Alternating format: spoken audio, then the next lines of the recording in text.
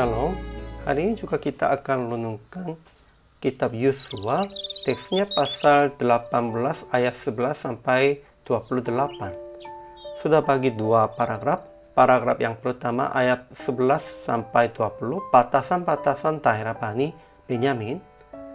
Dan paragraf yang kedua ayat 21 sampai 28, kota-kota dan desa-desa yang di dalam milik pusaka Benyamin. Kesimpulannya demikian itu. Suku Benyamin menduduki di antara daerah suku Yehuda dan daerah suku Efraim.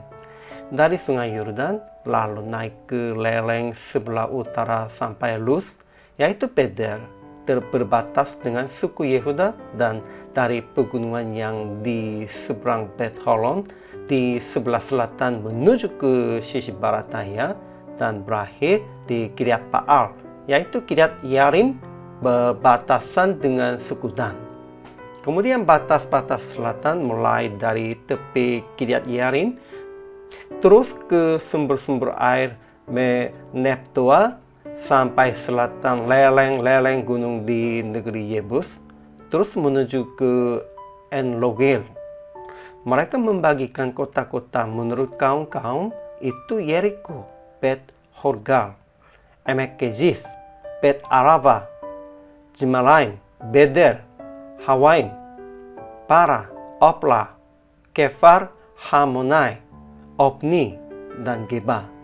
12 kota dengan desa-desanya, dan Gibeon, Lama, Beerot, Mizpah, Kefira, Moja, Lekem, Yirfil, Talala, Jela, Elef, dan Yebus ialah Yerusalem, Gibeat, dan Kiaret.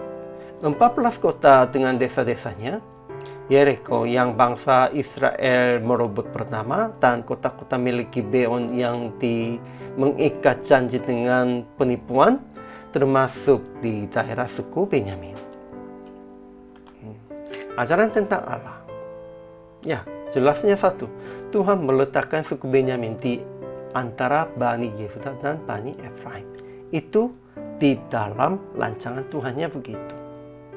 Ajaran tentang manusia. Pertama, suku Benyamin menduduki di antara daerah suku Yehuda dan daerah suku Efraim. Ada dua bani yang besar, namun di antara ini sebagai pendamainya. Kedua, suku Benyamin dapat 14 kota dengan desa-desanya sebagai milik pusaka menurut kaum-kaum mereka. Tuhan sudah memberikan kepada mereka secukupnya.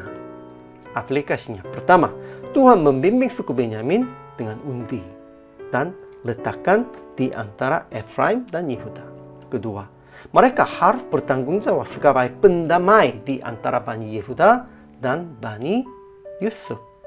Ketiga, jelaskan identitas diri sekalipun di antara orang-orang yang cukup kuat. Pentingnya begini, Benyamin pun juga harus jelaskan identitas. Kalau tidak begitu, mereka menjadi bagian bagi bani yang besar, atau merekanya hilang identitasnya begitu. Ya, PR praktiknya begitu aja. Jelaskan identitas orang Kristen, sekalipun diam di antara orang-orang tidak mengenal Yesus.